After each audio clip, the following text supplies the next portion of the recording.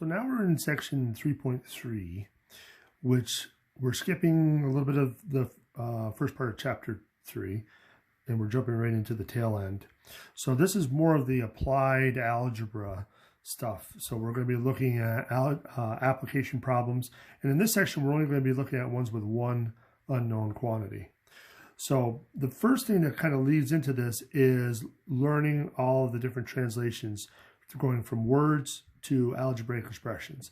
So I'm going to quickly put in the page that I'm referencing here, 187. So we'll kind of do a little bit of a zoom here just so you can see a little better. So we have the cases of a number plus.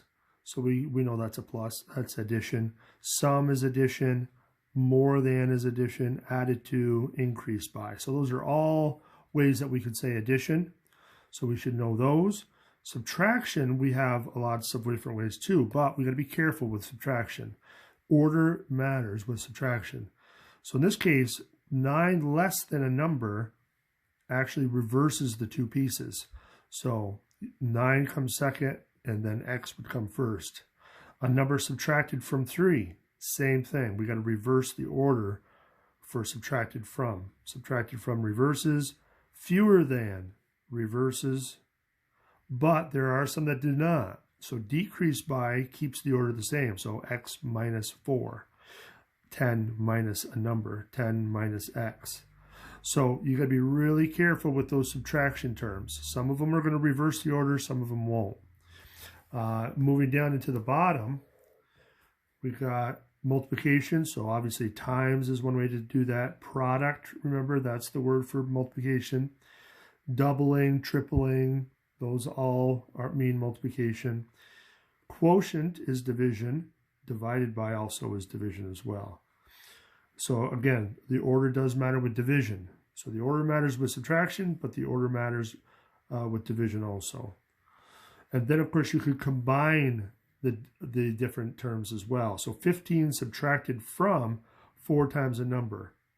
So 4 times a number should be 4x, but then subtracted from reverses the order. So 4x minus 15 should be that expression. So that's kind of the idea of just being able to translate from words into algebra. So let's just do a couple to make sure you have it down, and then we'll end that and go into another video. So 14 plus a number. So remember, 14 plus a number, we can write it as 14 plus x, or we could also write it as x plus 14. Either way, that would be fine. 20 minus a number, unfortunately, is only one way. That's it. You can't reverse it. 9 less than a number. So remember, less than is subtraction, but it reverses. So this should be x minus 9. The sum of twice a number and the number.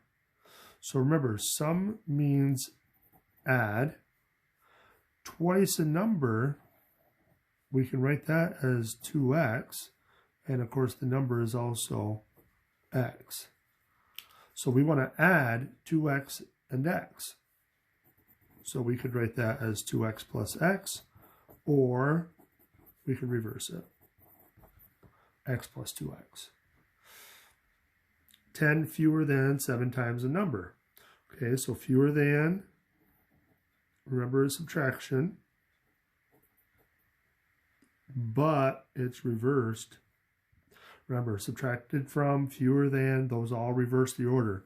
7 times a number is 7x. So we got 10, we got the subtraction reversed, and we got the 7x. So we just got to flip-flop it. So this should be 7x minus 10. So real quick, just introduction to changing from words to algebraic expressions. So we're going to be using this in our problems when we solve some equations. Stay tuned.